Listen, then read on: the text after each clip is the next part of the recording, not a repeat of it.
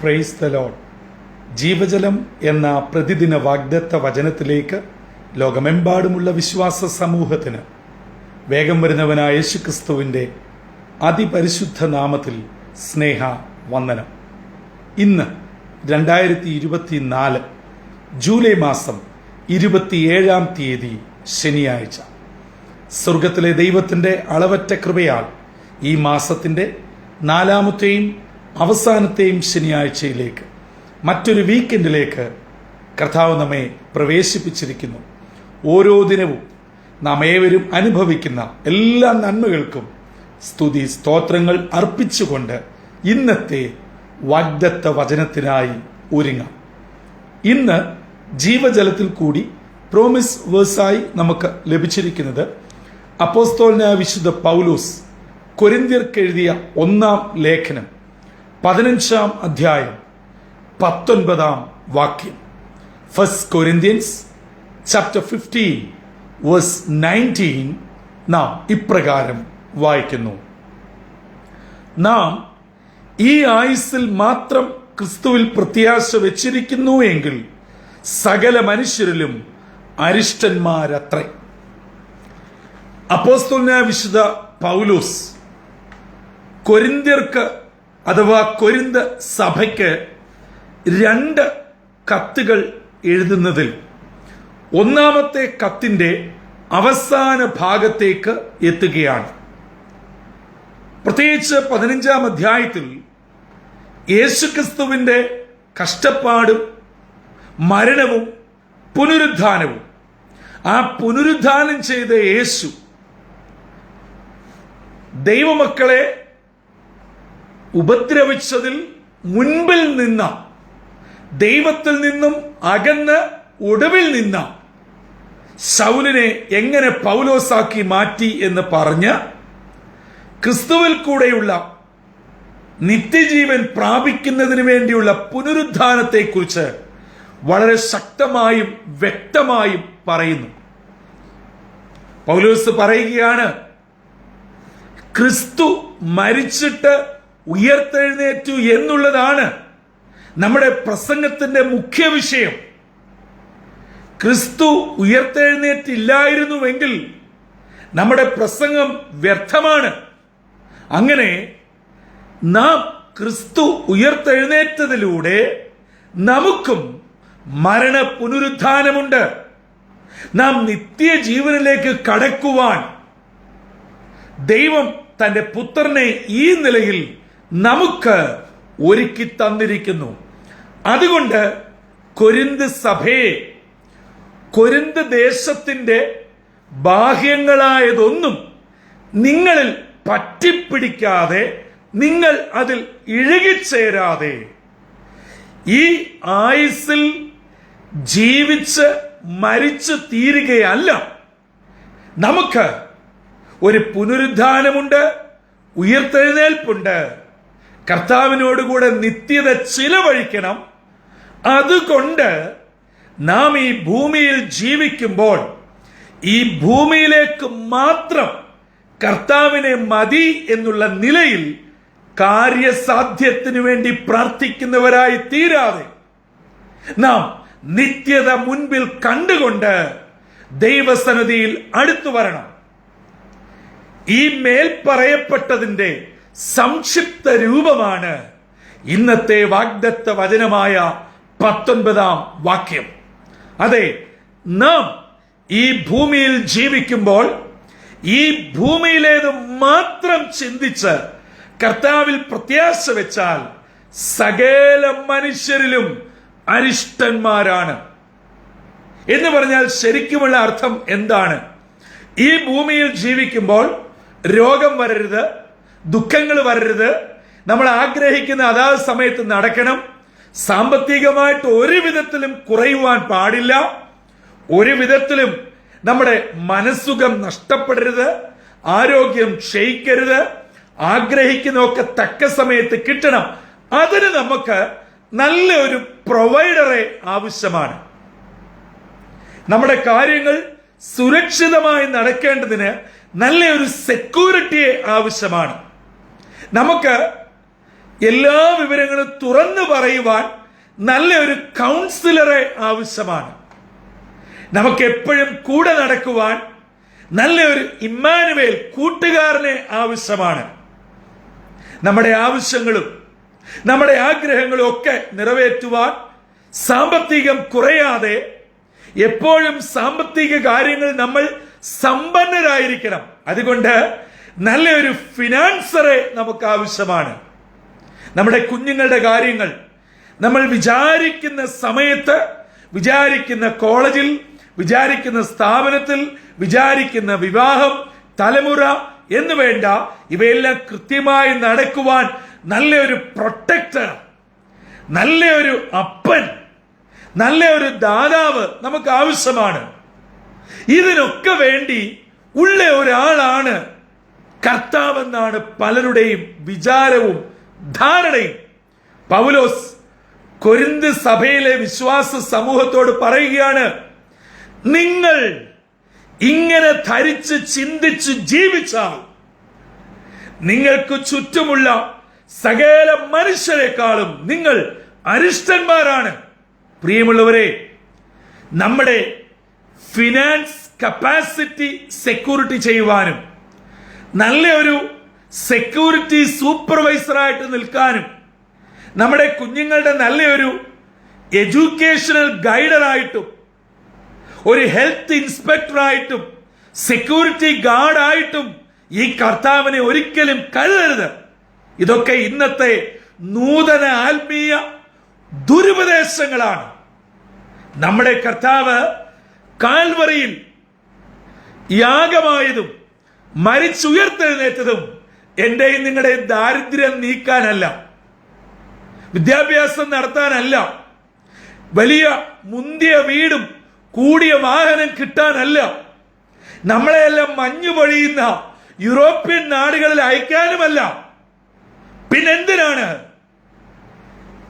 പിതാവിനോട് കൂടെ ഹല്ലേലൂയ നിത്യതയിൽ യുഗായുഗങ്ങൾ സ്വർഗീയ സന്തോഷം അനുഭവിക്കുന്നതിനാണ്.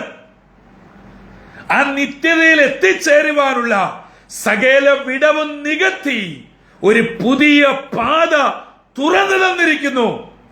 എന്നിൽ കൂടെ അല്ലാതെ ആരും പിതാവിന്റെ അടുക്കൽ എത്തുകയില്ല.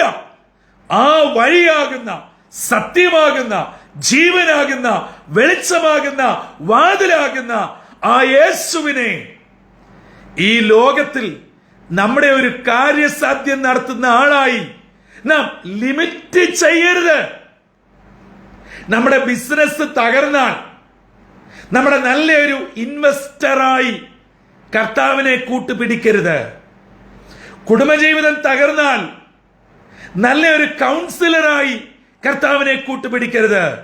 എന്നാൽ ഇന്നത്തെ വാഗ്ദത്ത വചനത്തിന്റെ അടിസ്ഥാനത്തിൽ ഒരു കാര്യം ചേർത്ത് പറയട്ടെ, യേശുവിനെ എന്റെയും നിങ്ങളുടെയും രക്ഷകനും നാഥനും വീണ്ടെടുപ്പുകാരനുമായി ഹൃദയം കൊണ്ട് വിശ്വസിച്ച് വാഗൊണ്ട് ഏറ്റുപറഞ്ഞ് വചനം പറയുന്നത് അതുപോലെ അനുസരിച്ചാൽ, പ്രമാണിച്ചാൽ ഈ മേൽ പറയപ്പെട്ടത് മുഴുവനും കർത്താവ് നമുക്ക് നൽകുകയും ചെയ്യുവാൻ ദൈവം വിശ്വസ്തനും മതിയായവനുമാണ്.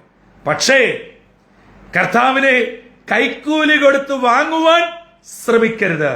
അതുകൊണ്ട് എന്റെയും നിങ്ങളുടെയും പ്രത്യാശ ഈ ഭൂമിയിലാണോ, വരുവാനുള്ള പുതുവാന ഭൂമിയിലാണോ എന്ന് ജീവജലം ദീർഘവർഷങ്ങളായി കേട്ടുകൊണ്ടിരിക്കുന്ന എന്റെ സഹോദരങ്ങൾ തിരിച്ചു ചിന്തിക്കണം, സ്വയം വിലയിരുത്തണം.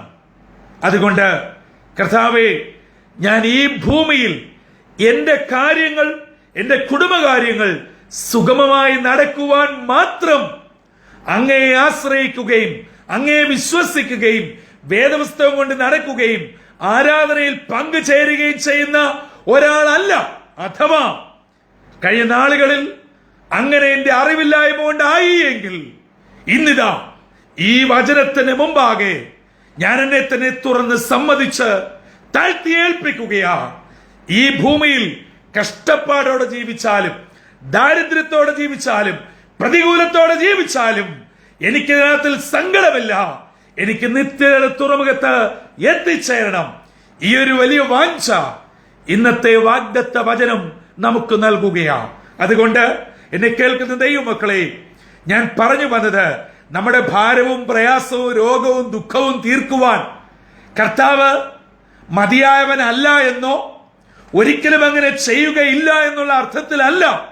പക്ഷെ അതാകരുത് നമ്മുടെ ലക്ഷ്യം, അതാകരുത് നമ്മുടെ പ്രാർത്ഥന, അതിനാവരുത് നാം കർത്താവിനെ പിൻപറ്റുന്നത്, അതിനാകരുത് ഞാൻ നിങ്ങളും ആരാധനയ്ക്ക് പോകുന്നത്, പള്ളിയിൽ പോകുന്നത്, കൂട്ടായ്മ കൂടുന്നത്, ദൈവത്തിന് വേണ്ടി കൊടുക്കുന്നത്, ചെയ്യുന്നത്, ഓടുന്നത്. അതിനപ്പുറത്ത് നമ്മുടെ ആത്മാവിന്റെ നിത്യരക്ഷ എന്നുള്ള വലിയ ലക്ഷ്യത്തോടു കൂടി നാം കർത്താവിൽ പ്രത്യാശ വെച്ച് വിശ്വസിച്ചാൽ പൗലോസ് പറഞ്ഞ ദുർഗതിയായ അരിഷ്ടന്മാരായി നാം മാറുകയില്ല, മറിച്ച് ഭാഗ്യവാന്മാരും ഭാഗ്യവതികളുമായി തീരും. അതുകൊണ്ട് ജീവജലത്തിന്റെ എല്ലാ പ്രേക്ഷകരും വചനത്താൽ അനുഗ്രഹിക്കപ്പെടട്ടെ. വചന സത്യം തിരിച്ചറിയേണ്ടതുപോലെ പൊരുൾ തിരിച്ചറിഞ്ഞ് കർത്താവിനെ വ്യക്തിപരമായി രുചിച്ചറിഞ്ഞ് കർത്താവിനോട് ചേർന്ന് ജീവിക്കുമ്പോൾ നിശ്ചയമായും നന്മയും കരുണയും നമ്മെ പിന്തുടർന്ന് നമുക്ക് വേണ്ടതെല്ലാം സ്വർഗത്തിലെ ദൈവം അറിഞ്ഞ് തക്ക സമയത്ത് തക്കയിടത്ത് ഒരു സെക്കൻഡ് പോലും പിന്നിലാകാതെ മുന്നിലാകാതെ ഓൺ ടൈമിൽ ചെയ്തു തരുവാൻ വിശ്വസ്തനും മതിയായവനുമാണ്. ചില വിഷയത്തിൽ വ്യാകുലപ്പെട്ട മനം നൊന്ത് ഒരാഴ്ചയും കൂടെ എന്നിൽ നിന്നും കടന്നുപോയി. ഈ ആഴ്ചയും എന്റെ കാര്യത്തിനൊരു വിടുതൽ ഉണ്ടായില്ലല്ലോ, എനിക്കൊരു പോസിറ്റീവ് റിപ്ലൈ കിട്ടിയില്ലല്ലോ, എന്റെ രോഗത്തിന് മാറ്റം വന്നില്ലല്ലോ, എനിക്ക് എന്റെ കുടുംബത്തിന് ഈ അവസ്ഥ ഉണ്ടായല്ലോ എന്ന് ഭാരത്തിൽ, വിഷമത്തിൽ, നിരാശയിൽ ഈ പ്രഭാതത്തിൽ ആരെങ്കിലും കേൾക്കുന്നുവെങ്കിൽ, എന്നെ കേൾക്കുന്ന ദൈവമക്കളെ, സ്വർഗത്തിലെ ദൈവം നിങ്ങളെ കൈവിടുകയില്ല. ഞാൻ ആവർത്തിച്ച് പറയട്ടെ, നിങ്ങളുടെ ഒരു ഞരക്കത്തിന്റെ അർത്ഥം പോലും കൃത്യമായി തിരിച്ചറിയുന്ന ഒരു ദൈവം ഉയരത്തിൽ ജീവിക്കുന്നു. നിങ്ങളുടെ ഒരു ചെറിയ പ്രാർത്ഥന പോലും, നിങ്ങളുടെ ഉള്ളിന്റെ ഒരു തേക്കം നിറഞ്ഞ മൂളല് പോലും, അതിന് വ്യക്തമായ അർത്ഥത്തിൽ നിങ്ങളുടെ കൂടെയുള്ളവർ, കൂടെ പ്രാർത്ഥിക്കുന്നവർ, കൂട്ടുവിശ്വാസികൾ, കൂടപ്പിറപ്പുകൾ, ഇവർക്കാർക്കും തിരിച്ചറിയുകയില്ല. എന്നാൽ തമ്പുരാൻ അറിയാം, ദൂരത്ത് നിന്ന് എന്റെ മകൻ, എന്റെ മകൾ വേദനയിലാണ്, സങ്കടത്തിലാണ്, ഉപവാസത്തിലാണ്, പ്രാർത്ഥനയിലാണ്, ആവശ്യത്തിലാണ്. നിശ്ചയമായും ഞാനത് നിറവേറ്റും.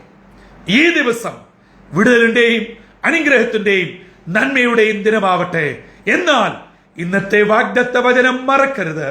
വിടുതലിനു വേണ്ടിയും സൗഖ്യത്തിനു വേണ്ടിയും വിജയത്തിനു വേണ്ടിയും ആവശ്യത്തിനു വേണ്ടിയും മാത്രം പ്രത്യാശ വെക്കുന്ന ഒരാളാവരുത് നമ്മുടെ വാഴ്ത്തപ്പെട്ട കർത്താവ്. അങ്ങനെയെങ്കിൽ നാം സകല മനുഷ്യരെക്കാളും അരിഷ്ടരാണ്. അല്ല, ഈ ഭൂമിയിൽ എന്ത് സംഭവിച്ചാലും എന്റെ കർത്താവ് എന്നെ നിത്യതയിലെത്തിക്കും. അതിനുവേണ്ടിയാണ് ഞാൻ വിശ്വസിക്കുന്നത്, പ്രാർത്ഥിക്കുന്നത്, പിൻപറ്റുന്നത് എന്നുള്ള ഉറപ്പ് ഹൃദയത്തിലുണ്ടെങ്കിൽ നിശ്ചയമായും ഈ ഭൂമിയിൽ വേണ്ടത് ഈ ഭൂമിയിൽ, വരുവാനുള്ള ലോകത്തിൽ വേണ്ടത് അവിടെയും നൽകി എന്നെയും നിങ്ങളെയും അനുഗ്രഹമായി പോറ്റുവാൻ, പുലർത്തുവാൻ ഈ ദൈവം വിശ്വസ്തനാണ്. ആ വലിയവനായ ദൈവം ഈ പകൽ ജീവജല ശ്രവിക്കുന്ന ഏവരെയും ഈ നിലകളിൽ അനുഗ്രഹിച്ച് തന്റെ കൃപയാൽ നടത്തട്ടെ. തലകളെ വണക്കാം, പ്രാർത്ഥിക്കാം. ഞങ്ങളെ അതിവാത്സല്യമായി സ്നേഹിക്കുന്ന ദൈവമേ, സ്വർഗീയ പിതാവേ, ഒരു ആഴ്ചയുടെ അന്ത്യയിലേക്ക് ഞങ്ങളെ എത്തിച്ചല്ലോ. ഓരോ ദിനവും അങ്ങയുടെ ദാനമായിരിക്കാൻ സ്തോത്രം ചെയ്യുന്നു. കൊരിന്ത് സഭയോട് പൗലോസ് പറഞ്ഞ ശക്തമായ ദൂത് ഇത് ഞങ്ങളെ കേൾപ്പിച്ചതിനായി സ്തോത്രം. ഞങ്ങൾ ഈ ഭൂമിയിലെ കാര്യങ്ങൾ നിറവേറ്റേണ്ടതിനു വേണ്ടി മാത്രം പിൻപറ്റുന്ന, പ്രാർത്ഥിക്കുന്ന, വിശ്വസിക്കുന്ന, ആരാധിക്കുന്ന ഒരു വിശ്വാസ സമൂഹമായി തരം താഴാതെ അതിനുമുപരിയായി ഞങ്ങൾക്കൊരു നിത്യതയുണ്ട്. ആ നിത്യതയിലേക്ക് ഞങ്ങളെ നയിക്കുവാൻ യേശുവിൽ കൂടെയുള്ള രക്ഷ മാത്രമേ ഉള്ളൂ എന്ന് തിരിച്ചറിഞ്ഞ് യേശുവിൽ വിശ്വസിക്കുവാൻ, അങ്ങയിൽ ആശ്രയിക്കുവാൻ, പിൻപറ്റുവാൻ ഞങ്ങളെ ഈ നാളുകളിൽ ഒരുക്കണമേ. അങ്ങനെ ഞങ്ങൾ അങ്ങയിൽ കൂടെയുള്ള വചനപ്രകാരം പറഞ്ഞിരിക്കുന്ന സകല അനുഗ്രഹങ്ങളും പ്രാപിച്ച് അനേകരെ അങ്ങിലേക്ക് നേടുവാനും യുഗായുഗങ്ങൾ അങ്ങയോട് ചേർന്ന് നിത്യതയിൽ വസിപ്പാനും ഒരുക്കണമെന്ന് യേശു ക്രിസ്തു മൂലം അപേക്ഷിക്കുന്നു. കൃപയോടെ കേൾക്കുമാറാകണമേ. ആമീൻ, ആമീൻ, ആമീൻ. പ്രിയ ദൈവമക്കളെ, ഇന്നത്തെ വാഗ്ദത്ത വചനം നിങ്ങൾ ആവർത്തിച്ച് കേൾക്കുക. ആ വേദഭാഗം കൂടുതൽ പ്രാവശ്യം വായിക്കുക, സ്വയം ചിന്തിക്കുക. എന്റെ വിശ്വാസവും എന്റെ പ്രാർത്ഥനയും എന്റെ കൂട്ടായ്മയും എന്തിനു വേണ്ടിയുള്ളതാണ്? ഈ ലോകത്തിലെ കാര്യം നടത്തുന്ന ഒരു കേവലം കാര്യസാധ്യത്തിന് വേണ്ടി മാത്രമാണോ? അല്ല, നിത്യരക്ഷ, നിത്യജീവന് വേണ്ടി ഞാൻ കർത്താവിനെ പിൻപറ്റുകയാണോ? അതുകൊണ്ട് ഞാൻ നിങ്ങളും അരിഷ്ടന്മാരായി തീരുകയാണോ? അല്ല, ഭാഗ്യപദവിയിൽ എത്തുകയാണോ? സ്വയം വിലയിരുത്തുക, തീരുമാനിക്കുക. കുറവുണ്ടെങ്കിൽ ഏൽപ്പിക്കുക. പുതിയ തീരുമാനത്തിലെത്തി പുതിയ പദവിയിലേക്ക് പ്രവേശിച്ച് അനുഗ്രഹത്തോടെ പോകുവാൻ കർത്താവ് നമ്മളെ സഹായിക്കട്ടെ. സകല അനുഗ്രഹങ്ങളും സകല നന്മകളും ഇന്നേ ദിനം കർത്താവ് നമ്മുടെ മേൽ ചൊരിഞ്ഞ് കൃപയോടെ നടത്തട്ടെ. കർത്തൃ ശുശ്രൂഷയിൽ നിങ്ങൾക്കൊപ്പം brother Santhosh Kodukulangi. God bless you all.